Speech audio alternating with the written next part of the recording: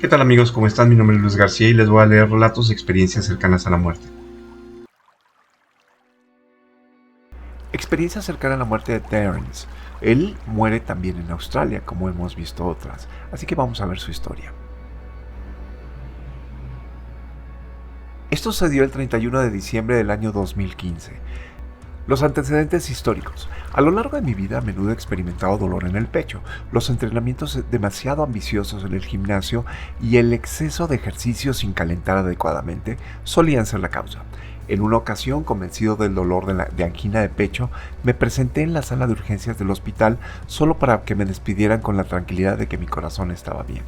Entonces, cuando 12 meses después volví a sentir ese dolor de angina de pecho, acudí a un médico en busca de un diagnóstico. Después de someterme a un electrocardiograma, nuevamente me dijeron que mi corazón estaba bien. No contento con una sola opinión, informé a mi médico local, quien repitió la prueba de ECG y también me informó que mi corazón se veía bien.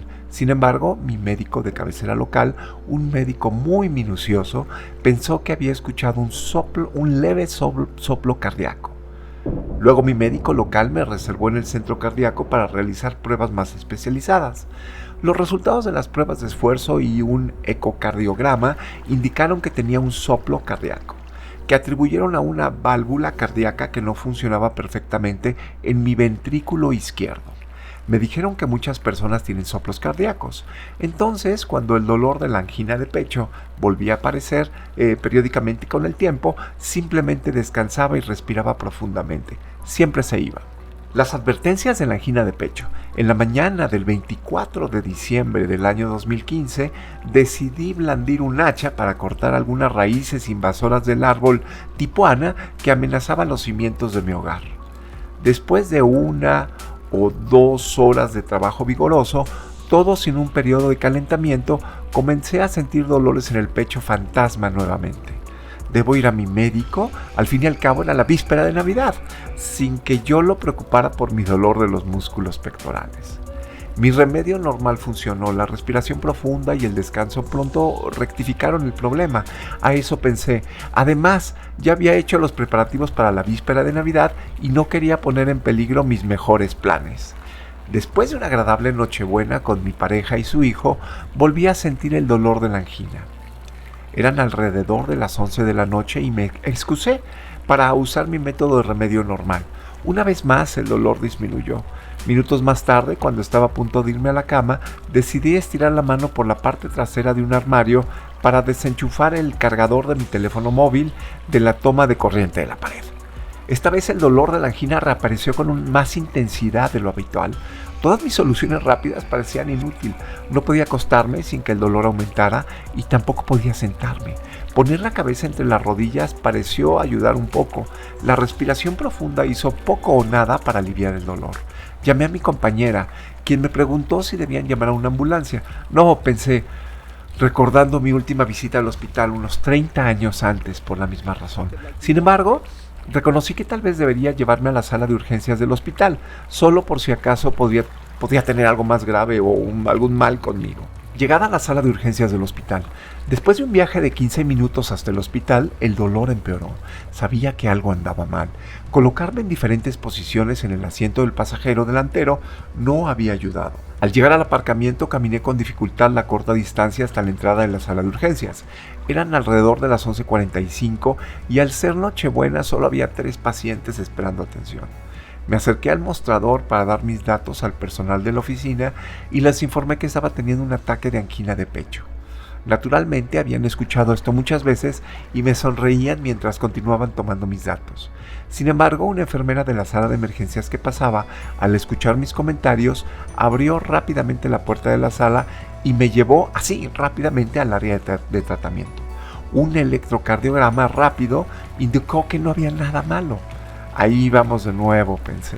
El médico de sala de emergencia decidió sabiamente que se requerirían más pruebas, aconsejando a mi preocupada compañera dentro de mi oído que me mantendría toda la noche en observación. En ese momento estaba en ropa de hospital y mi ropa empapada de sudor fue retirada al cuidado de mi pareja. El paro cardíaco. Era ya medianoche. El personal de enfermería de emergencia que no se involucró de inmediato en estas funciones, estaba celebrando la llegada del día de Navidad con bocadillos y refrescos. Me llevaron en silla de ruedas al departamento de rayos X para que me hicieran más pruebas. Me había dado una pastilla para la angina de pecho, por si acaso, y todo parecía estar bien. La cama se movió menos de 2 metros, según recuerdo. De repente no había ningún guardián, ni yo, ni ninguna cosa, solo una luz brillante y dorada, como si se reflejara bajo un mar de nubes doradas interminables y sin fisuras. La sensación que nadie estaba sintiendo era éxtasis, dicha y paz perfecta, más allá de cualquier descripción terrenal. Ni un solo pensamiento se inmiscuyó en esta conciencia extática, sublime en extremo. Las palabras no hacen justicia a esta experiencia que nadie tuvo. No había ningún yo teniendo esta experiencia. El tiempo dejó de existir. No se puede decir que la duración de esta experiencia cercana a la muerte, SM, sea corta o larga. Era como si sucediera fuera del tiempo, como si el tiempo se detuviera tan pronto como el cerebro se apagara y comenzara después del retorno a la conciencia de un yo existente. ¿Cuándo se produjo este regreso? ¿Fue cuando la sangre comenzó a fluir de nuevo al cerebro? No hay forma de responder esta pregunta más allá de la mera especulación. ¿O la hay? El regreso. Entonces las voces inmediatamente comenzaron a entrometerse en este paraíso celestial de una manera molesta. ¿Cómo te llamas? ¿Cuántos años tienes? ¿Dónde vives? ¿Quién es el primer ministro de Australia? ¿Sabes lo que acaba de pasar? El yo, que estaba siendo molestado por preguntas tan tontas, de repente estaba de vuelta en mi cuerpo. Déjenme en paz, pensé. Quiero volver a donde estaba. Por supuesto, el yo de esta identificación artificial con el nombre, la forma y los límites del ego que fueron adoctrinados en mi psique desde que yo nací, ahora ocupaban un lugar destacado en estos pensamientos. Con el regreso de la sangre que fluye a mi cerebro, cortesía del maravilloso médico de la sala de emergencias y 2 costillas rotas, estaba yo y mi mí de nuevo. Sin embargo, ese magnífico sentimiento impregnó en mucha menor medida mi conciencia. Tuve grandes dificultades para tomar en serio las preguntas y la situación. ¿A qué se debe todo este pánico? ¿No saben estas personas que morir es una experiencia maravillosa? Mi única preocupación era morir sin decirle a mi pareja que la amaba. Pronunciar estas palabras fue difícil. Sin embargo, ni siquiera esta dificultad me preocupaba. Las 3 horas que el maravilloso personal de la sala de emergencia dedicó a estabilizar el ritmo de mi corazón mediante el uso de potentes infusiones pasaron en poco más de un instante. Más tarde descubrí que el médico había dirigido mi resurrección por teléfono. Seguía entrando y saliendo de hermosos recuerdos visuales de esa luz dorada. El tiempo parecía irrelevante. Entonces comencé a regresar a ese horrible estado llamado existencia normal. Me di cuenta de que me llevaban en una ambulancia por esa encantadora doctora que confesó haber sido la que me rompió las costillas. Ella me acompañó a la unidad de cuidados coronarios del hospital universitario para un seguimiento experto durante el periodo crítico de mi recuperación. Pensamientos después. Mi experiencia cercana a la muerte ha planteado algunas preguntas que invitan a la reflexión y que exigen una profunda consideración. ¿Está siempre presente la conciencia no referenciada, incluso después de la muerte? ¿Es el cerebro simplemente un medio para la conciencia, engañosa de la misma manera que la multimedia moderna engaña al espectador para que sea absorbido por la trama y las imágenes de las presentaciones digitales? A cierto nivel inconsciente, aunque sea temporal, ¿no se basan los medios digitales en engañar al espectador para que crea que las proyecciones en la pantalla del cine, la computadora portátil o la tableta son reales? ¿No es la entrada a la amígdala de la mente ilusoria lo que a menudo no la causa directamente? Al menos permite la excitación de la amígdala que produce nuestras experiencias emocionales, en lugar de la estimulación sensorial directa. ¿Fue mi experiencia cercana a la muerte el resultado del cierre temporal del productor del equipo de proyección multimedia que conocemos como el cerebro? Si es así, ¿cómo se generan los sentimientos experimentados durante mi experiencia cercana a la muerte sin estímulos sensoriales? ¿O estos estímulos estimulados por el pensamiento activan los centros emocionales del cerebro? Incluso si estos centros emocionales todavía están operando durante mi experiencia cercana. Suponiendo que el cerebro se apaga durante un paro cardíaco total, ¿cómo se establecen y retienen en el cerebro los cerebros de la experiencia cercana a la muerte durante la experiencia cercana a la muerte para recordarlos más tarde? ¿O hay un sistema de memoria que no depende del funcionamiento normal del cerebro? Es decir, un sistema de memoria no basado en la función cerebral que registra la experiencia cercana a la muerte, para recordarla en el futuro después de la resurrección. Tal vez el profesor Stuart Hameroff tendría más que decir al respecto. Tal vez los microtúbulos dentro de las neuronas del cerebro tengan acceso a algún sistema de almacenamiento y memoria basado en campos cuánticos. Después de todo, por supuesto, esto es pura especulación de mi parte. El juego del pensamiento. La ansiedad existencial me parecía una función del pensamiento condicionado negativamente.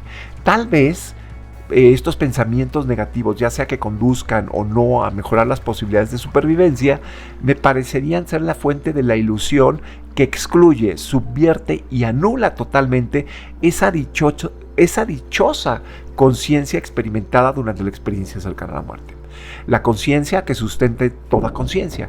Me parecería que todo pensamiento ilusorio apuntala a la exclusión de la dichosa experiencia de la experiencia cercana a la muerte, de los estados normales del cerebro. O sea, ¿hay algún pensamiento que no sea ilusorio, o al menos hasta cierto punto?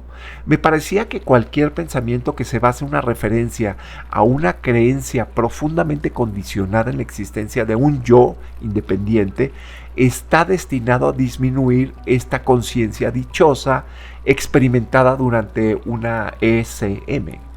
Los pensamientos que no se refieren a esta creencia de la existencia de este yo esencial, independiente, me parecían pocos y distantes entre sí, si es que alguna vez se experimenta. Tal vez la iluminación budista es la pérdida completa de esta creencia condicionada y engañosa en este yo independiente. Si toda creencia condicionada o no se pierde durante el apagado del cerebro, durante una ESM, experiencia cercana a la muerte, es esto lo que libera la conciencia del ser de nuestra verdadera naturaleza como seres amorosos, como lo propongan, perdón esta palabra, como lo promueven algunas religiones. Amor incondicional. Ciertamente los sentimientos experimentados durante una experiencia cercana a la muerte podrían describirse como la experiencia de amor incondicional puro en su esencia misma. Semejante amor, si emanara de un ser humano, sería muy atractivo, ¿no creen? Como resultado de mi crianza infantil, tiendo a ser muy antisocial y temeroso por naturaleza. No hago amigos fácilmente. Después de mi SM, mi egocentrismo condicionado me abandonó en gran medida durante el periodo de los 5 años que estuve en el hospital después de mi paro cardíaco. Durante ese periodo mis preocupaciones por mí mismo, aunque no eran nulas, disminuyeron enormemente. Cuando me desperté de un sueño profundo y reparador, sentí una gran compasión por las encantadoras enfermeras jóvenes que se disculparon por perturbar mi sueño, por tomar lecturas de temperatura y presión arterial. Hice todo lo que pude por asegurarles que me estaban ayudando y no al revés. Soy un anciano de 73 años. Sin embargo, estas jóvenes enfermeras se dieron cuenta de este altruismo muy temporal a un nivel inconsciente y quedaron impresionadas por ello de una manera puramente incondicional. Una enfermera, hablando de otra enfermera, me dijo que esa otra enfermera simplemente me amaba. Otra joven enfermera tenía lágrimas en los ojos cuando llegó el momento de irme a casa y le di un abrazo paternal. Me pidió que fuera a verla cuando regresara al hospital en cualquier visita posterior. El paraíso perdido. Por mucho que me encantara atribuirme algún mérito por este vínculo temporal que se formó, no puedo. La incondicionalidad apuntalaba en este efecto. La incondicionalidad apuntalaba este afecto. Nada más. Es triste decirlo, pero este altruismo incondicional pronto desapareció de mi conciencia a medida que las presiones existenciales del mundo y mis delirios resurgieron con toda su abrumadora intensidad.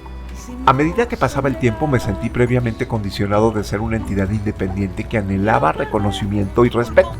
Se reafirmó con todas sus demandas de vigilancia constante frente a las amenazas siempre presentes para el bienestar de ese ego ilusorio y generado por la mente. El miedo a la muerte. Un efecto secundario de mi experiencia cercana a la muerte ha sido una reducción en mis miedos existenciales a morir. Ciertamente no quiero morir, pero morir ahora parece algo natural y no algo que temer. Que hay que perder la lucha constante por proteger, mantener y mejorar ese ego imaginario en cada contingencia. Dinero, relaciones, todas las cuales tarde o temprano deben pasar. El Buda habló de las 8 preocupaciones mundanas del placer: el dolor, la ganancia, la pérdida, la alabanza, la culpa, la fama y el descrédito que nos atormentan a todos. La lucha por mantener las 4 preocupaciones mundanas que parecen mejorar nuestro bienestar mientras evitamos las 4 preocupaciones mundanas opuestas que lo desvirtúan. Es lo que parece estar amenazado de extinción después de la muerte. Pero ¿quién es el que se siente amenazado? ¿Dónde se encuentra exactamente ese yo imaginario? Ciertamente no tuve ninguna referencia a uno durante mi paro cardíaco completo causado por una experiencia cercana a la muerte, ni siquiera un pensamiento de ningún tipo.